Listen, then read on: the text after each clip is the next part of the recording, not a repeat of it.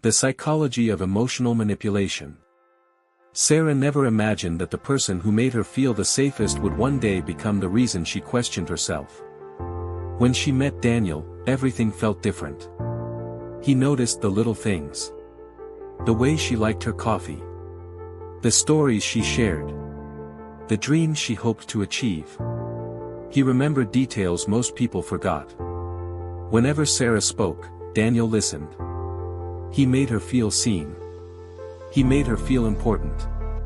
For the first time in years, Sarah felt like she had found someone who truly understood her. Their conversations lasted for hours. They laughed together. They shared quiet moments that felt natural. Sarah believed she had finally found a person she could trust completely. But she never noticed how quickly comfort could turn into confusion. At first, the changes were small. Whenever Sarah spent time with her friends, Daniel became quiet. He never told her to stay. He never demanded her attention. Instead, he would simply say, "I'm fine." But Sarah could feel something was wrong. Later, a message would appear on her phone. "I thought you wanted to spend more time with me. I guess I was wrong." Those words stayed in her mind. Sarah began wondering if she had made the wrong choice. The next time her friends invited her out, she stayed home. Daniel smiled again. And Sarah felt relieved. She thought she had fixed the problem. But she didn't realize that she was slowly changing herself just to keep someone else happy. Months passed. Sarah started thinking twice before making simple decisions. Before accepting invitations, she wondered how Daniel would react. Before sharing her opinion, she wondered if he would disagree. She started choosing peace over honesty. And little by little, she became someone she no longer recognized.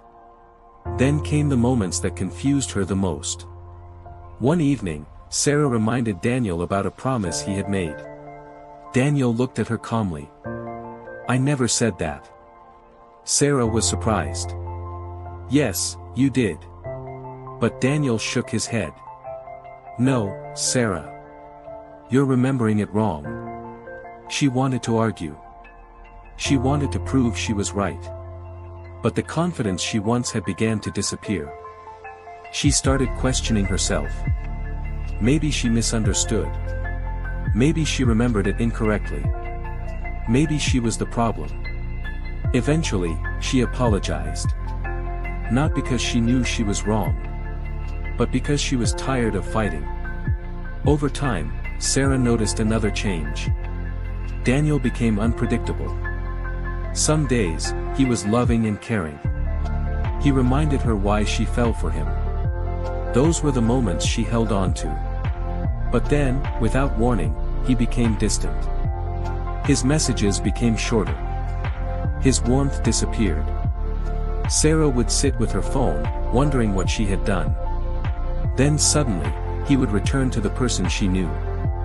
And for a moment, everything felt normal again. Sarah kept hoping the good days would stay. But the cycle continued. She found herself trying harder and harder to bring back the person Daniel used to be. She apologized more. She explained herself more. She ignored her own feelings more. Until one day, she looked at her life and realized something. She was no longer living freely. She was constantly trying to avoid disappointing someone else. That realization hurt. Because Sarah remembered the person she used to be. The woman who laughed without fear. The woman who made decisions confidently. The woman who trusted herself. One afternoon, Sarah opened her old messages and started reading through them. She noticed something she had ignored for months. Every disagreement ended with her apologizing. Every problem somehow became her responsibility. Every conversation left her feeling like she had to prove herself. For the first time, she asked herself a different question. Why am I always the one trying to fix everything? That question changed something inside her. Slowly, Sarah began finding herself again. She started spending time with the people she loved. She started making decisions without fear. She started trusting her own thoughts. It wasn't easy. There were moments when she missed the good memories. Moments when she wondered if she had made the right choice. But she finally understood something important. Love should not make you disappear. The right person will not require you to become smaller just to keep them happy. The right person will not make you afraid to speak. The right person will not make you lose yourself. Sarah's story is a reminder that sometimes the hardest person to find again is yourself.